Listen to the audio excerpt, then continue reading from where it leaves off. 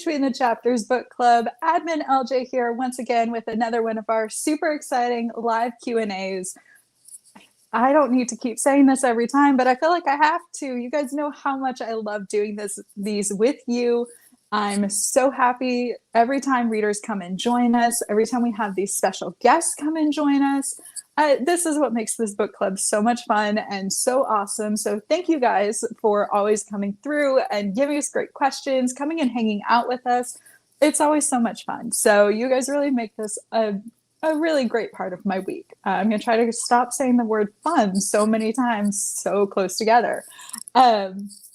Just as a heads up, if my voice kind of goes out, the weather here is making my allergies go crazy. I've got a huge cup of tea to help me get through this half hour, but just bear with me if I start to lose my voice a little bit, as sometimes happens. Well, you guys already know I've been talking about it all week, and you can see the book right behind me. Tonight we're going to be joined by Edwin Hill, the author of The Secrets We Share. This is a super gripping, suspenseful mystery, thrilling read. I loved every minute of it. In this book, we have two sisters who truthfully could not be more different from each other. And they have a huge family secret and are trying to unravel a huge web of lies, trying to uncover what really is the truth behind their family. It's full of drama, suspense. It's got everything. So if you haven't already read it and that didn't entice you already to read it, hopefully this chat will. I hope everyone has been reading it already. We've been talking about it this month. So I hope you guys are here and ready to chat with me about it. And of course, chat with our special guest, Edwin Hill.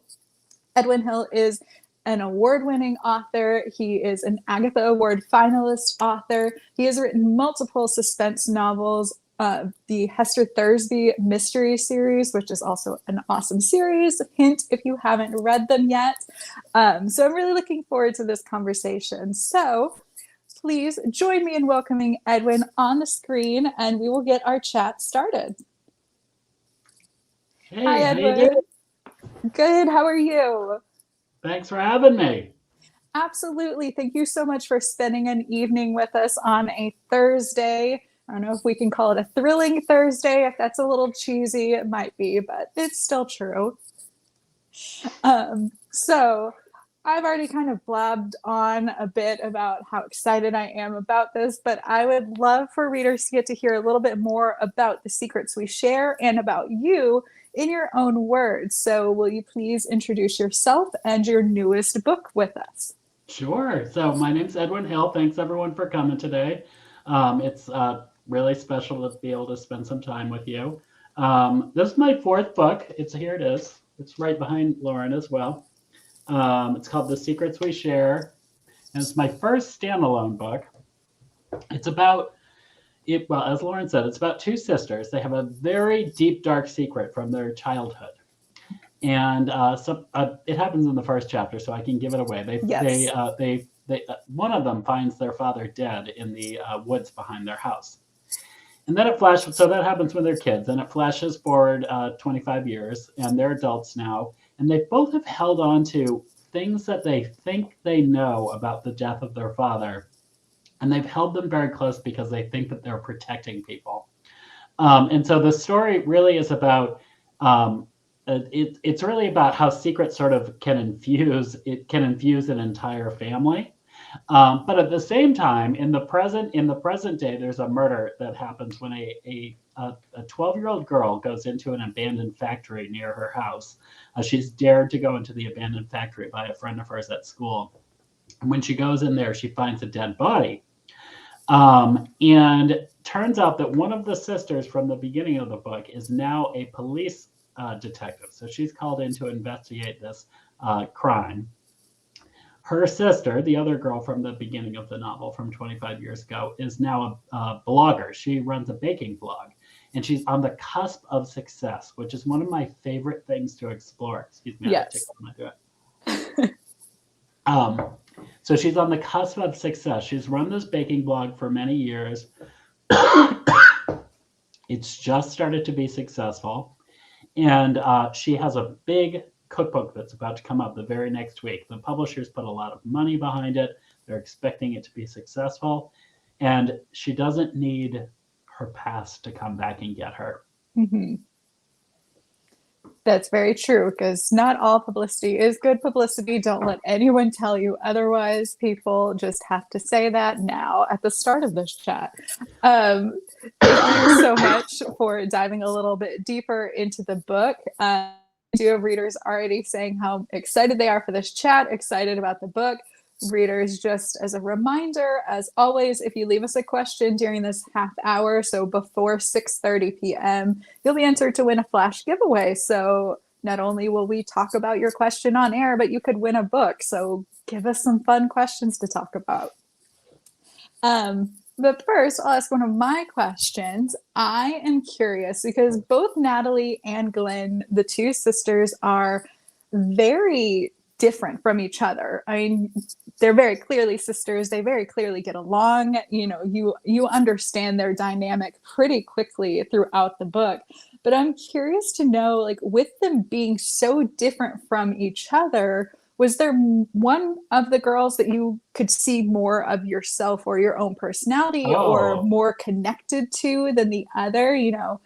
I know writers don't like to have favorite characters, but between the two sisters, is there one that you kind of see more of? Oh, sure. That's such an interesting question. I mean, I always say this, all characters come from like I'm the author, all characters come from me.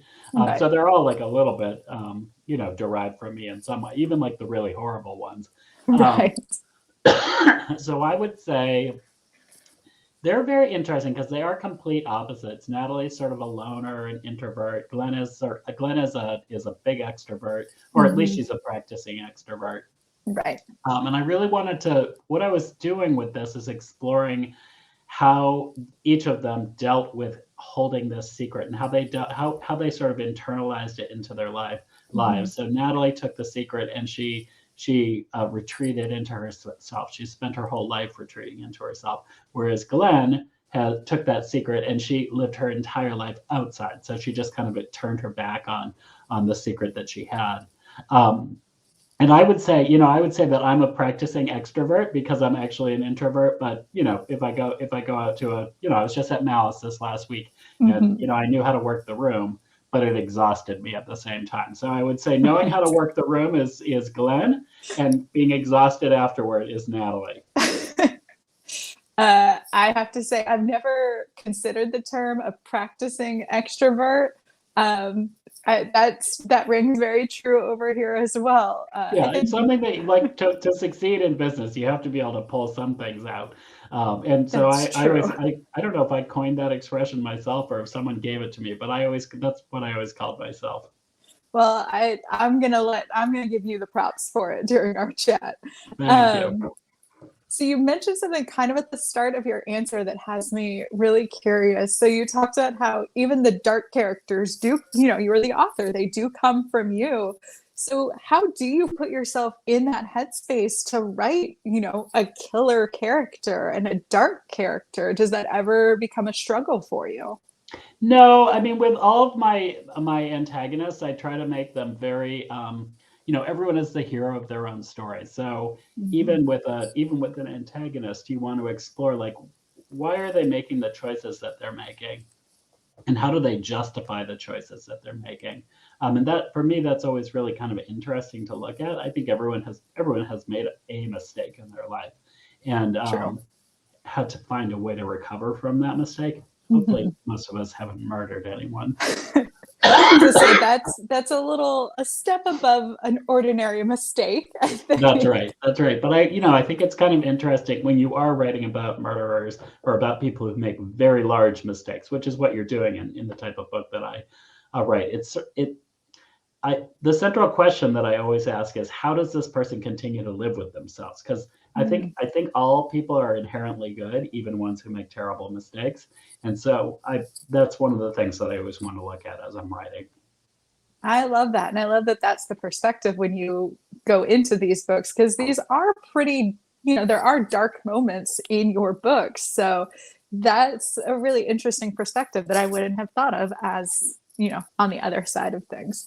I usually write most of my books from multiple perspectives too, so Mhm. multiple POVs, and I often will use one of the killers or the antagonists as the POV character. So that's kind of interesting too, because it's fun to get really close to that person and really Right. figure out how that person, what makes that person tick. Definitely. I always love when the antagonists or, the darker characters have their own POV moments through in any mystery or suspense because like you said, everyone kind of feels like they're doing the right thing even when Yeah, they're doing very bad things. yeah. So that is one of my favorite parts of these types of books. So we do have some reader questions, some craft oriented questions from readers. So one of the first ones that I do love, do you have a favorite place or time when you sit down and write? Oh my goodness. Well, I write every day from 8 o'clock until about 11 o'clock in the morning, and I do it in this office that you actually you can see a little bit of the mess. I usually hide it a little bit better. Um, so I write right here in my office, which looks out over my backyard. What else do I see? I see a nice Japanese maple tree. I see all of my neighbors. Um, Once in a while, back before the COVID days, I would go to a coffee shop near my house and I would work there. And I really like that. I especially like to do that when I'm working on my first draft. First drafts are terrible. And oftentimes you sort of have to find little tricks to get yourself to actually sit down and write them. And Mm-hmm. so one of my tricks was going to the coffee shop where even though the Wi-Fi access was like written on the wall, I never allowed myself to actually enter it into the computer, so I could never get online. And there was just something about switching places, being in a different spot, where it helped me work through that first draft. That's perfect. I do love getting to go to like cafes or coffee shops. Just I'm not a writer, but I do like to go there to do work. Oh, I So do too. Yep. yeah, so hopefully, I'm still very much a homebody with everything. So hopefully as things continue to clear up, I can start going back to coffee shops. Yep. But I'm going to move on to the next reader question. Readers, I'm going to do my best to get your questions to show up on the screen, but you guys are giving us so many so quickly, they're getting a little lost, so they may not actually go on the screen. Like this one, for instance. I found it, I wrote it down, and I've already lost it in the thread. Can you tell us a little bit about, I said I wrote it down, and then it vanished on me. Do you always know the ending of your book before you actually start writing it, or does that process kind of come as you go? That's been different. This is my fourth book. I'm working on my fifth book right now. With this book, I knew parts of the ending. This book the ending is pretty complex. I will Yes. just say that. And it all had to fit together. Like it's like a jigsaw puzzle. It all had to fit together. And sometimes when you're working on a novel, it sort of feels like you're putting together a jigsaw puzzle, but all the pieces are upside down and you don't have the box cover to look at the picture. You're just trying to like piece things together. Right. And then all of a sudden, so I did have a few things. Like there's one major, I can't really say anything. There's one major thing in the end that I knew. Mm-hmm. But there are like 3 or 4 other things that all fit together too. And some of those sort of came to me as I was writing. With my your first book, is like you work on forever because nobody's waiting for it. With my second book, I totally knew how that was going to end, and I outlined the whole thing. It was like, I don't know what happened with that book, but it just was sort of this magical process. Right. With this book I'm working on now, the one that is due to my editor in October, I actually have a lot of the pieces put together for that one, and it's very satisfying, I will say. So it just depends on the project. Certain pieces of it come to you at different times. Like for instance, in The Secrets We Share, there's this central scene at the beginning where this 12-year-old girl walks into, she sneaks into this abandoned factory and she finds a dead body. I actually didn't write that scene until like 2 months before the book was due. Really? And that character wasn't even in the book until about 2 months before the book was due. So I had to go through, and she winds up being a pretty major character. I was So I about had to to go say through that's a and thread her pretty in. important moment in the Yeah, book. I know, I know. It was like this magic. That's what happens when sometimes you're just like trying to feel your way through a book, and then you have Mhm. this magical moment where a scene comes in or something just kind of shows you the path through the story. And that was the scene that came to me. All of a sudden, I was driving by an abandoned factory near my house, and I was like, and it's right next to a school. I thought to myself, I bet kids are always going into that factory.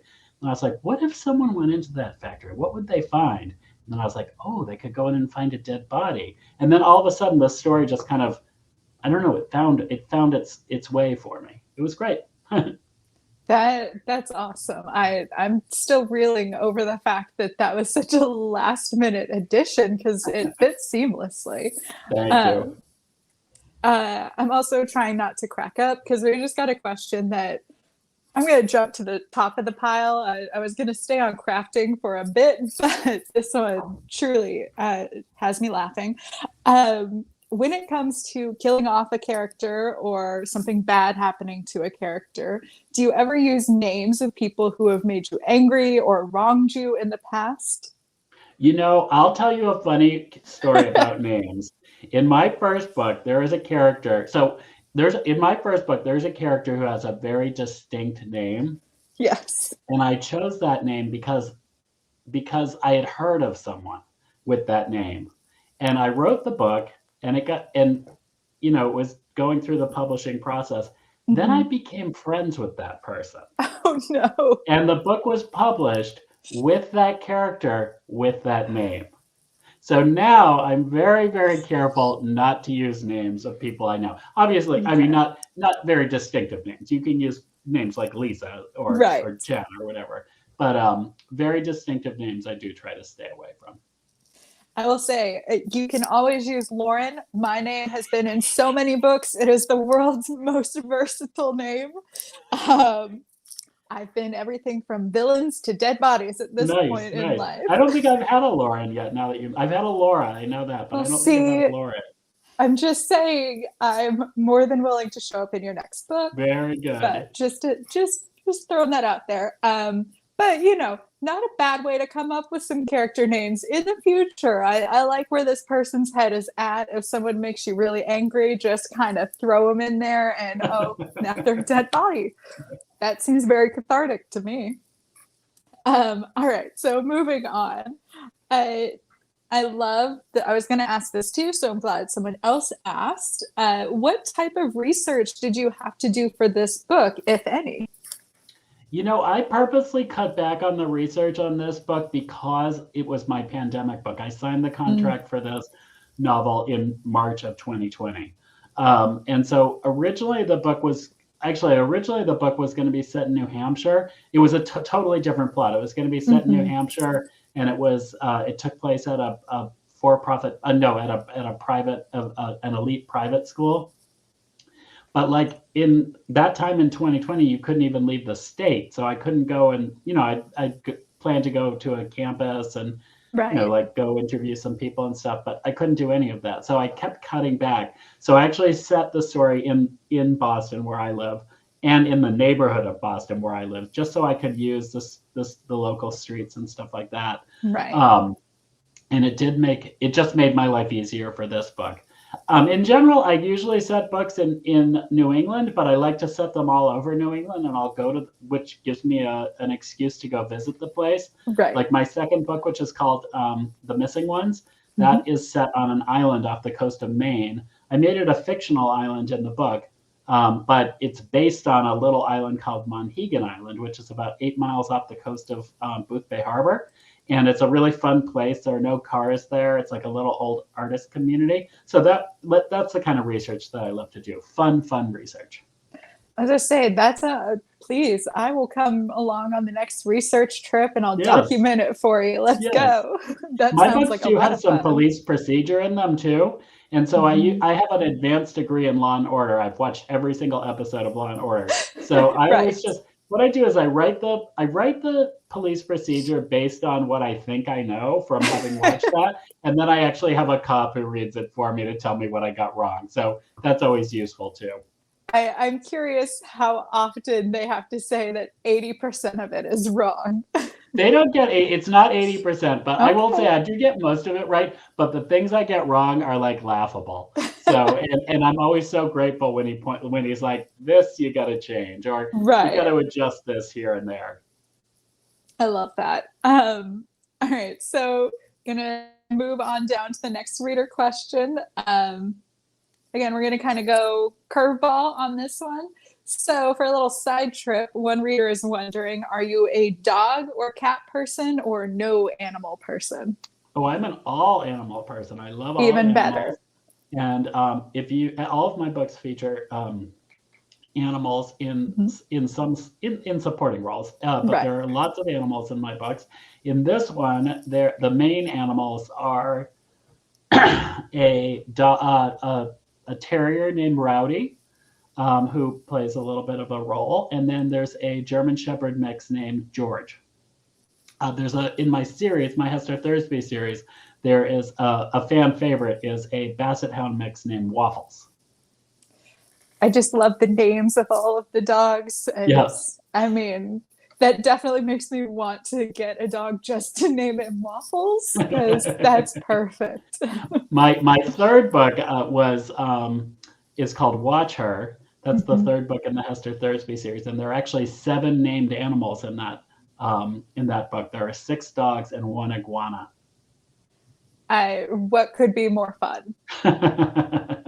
All you're missing is like a parrot or something, Oh, something I that could bring a talks parrot in back. one of these days, sure. Yeah. Yep. Yeah, I'm just gonna throw some ideas out there and let's just see what kind of I'll comes to name the fruition. parrot Lauren. Perfect. I would love to be a mouthy, annoying parrot in a suspense novel. That's just so me. All right. So one reader is curious, and I'm glad they asked because, again, it was on my list as well.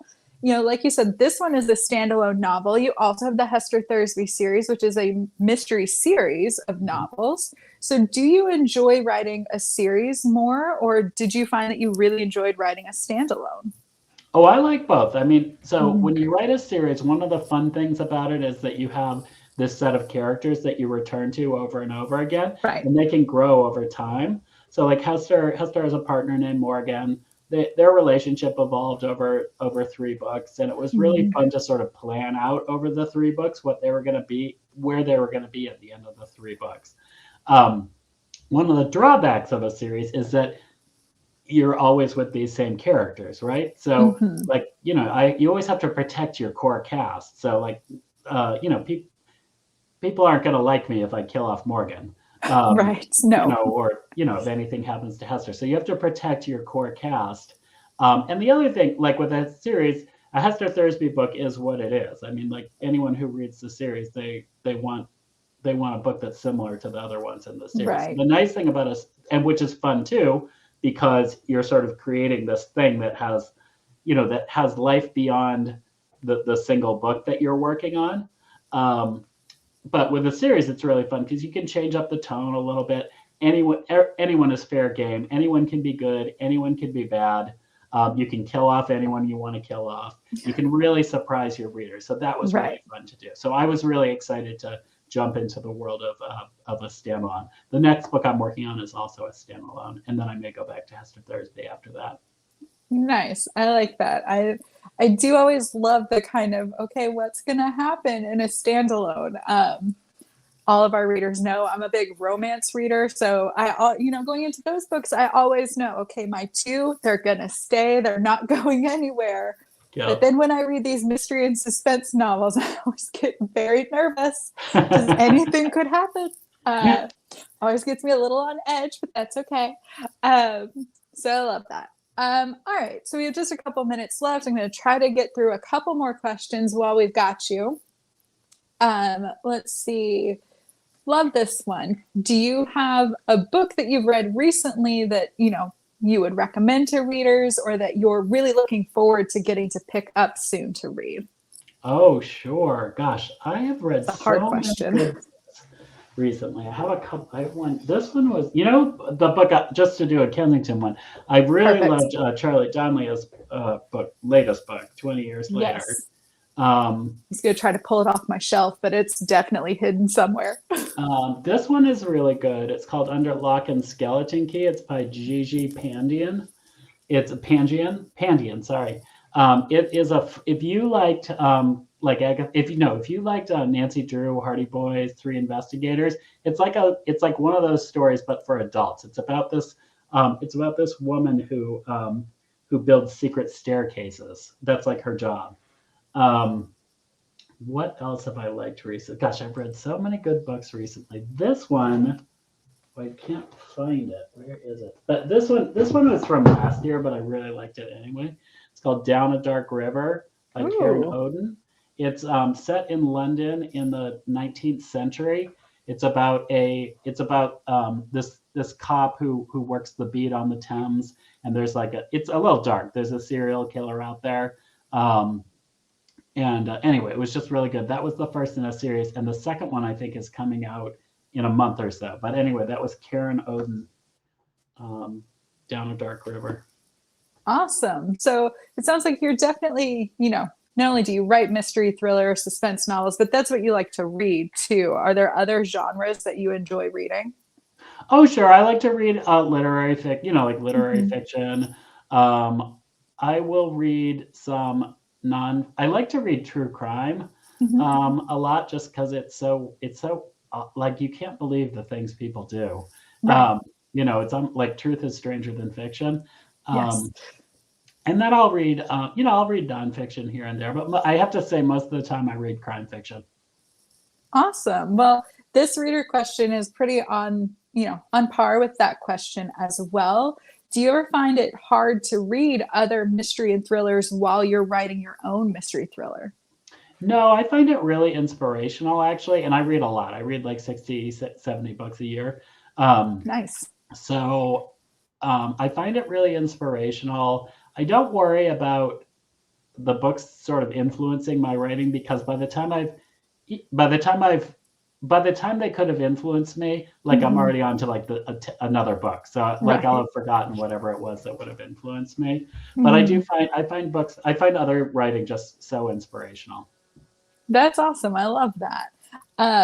All right, so I'm going to ask one last question. We've got just a couple minutes left. I love to ask this question at the end of our chats. I ask all of our visiting authors this. It's a hard question, so feel free to pass if we need to Oh, pass. good. Okay. Um, but now that you have a couple of books, under your belt, you are an established author. You have more books coming. What would you, if you could, give one piece of advice to your early writing self, the you that hadn't yet sold your first book? If you could say one thing to that version of you, what would you want to tell yourself? And this can be something about publishing or just life in general. It's always just a very interesting thing to know about someone. Oh, I think I would tell that person to um, be more to reach out to other authors in more ways. Mm-hmm. So like attend things like Malice Domestic, attend BoucherCon, meet as many people as you can. It's so interesting how the writing community is a really supportive community, and they really help lift people up, especially at the beginning of their careers. And so if you have talent or if you're working on something and you want to show it to people, people generally are pretty helpful and can kind of help connect you uh, to others in the publishing world. So get out there, say hello, be a practicing extrovert, Mm-hmm. and see where it leads you. Yes, I love that. I know we have quite a few people in our book club who are interested in breaking into writing, are wanting to get out there more. I think it kind of goes without saying, most of us are practicing extroverts. Like you said, most of us are very naturally introverted. Sometimes it helps to get out there a little bit, just kind of meet people.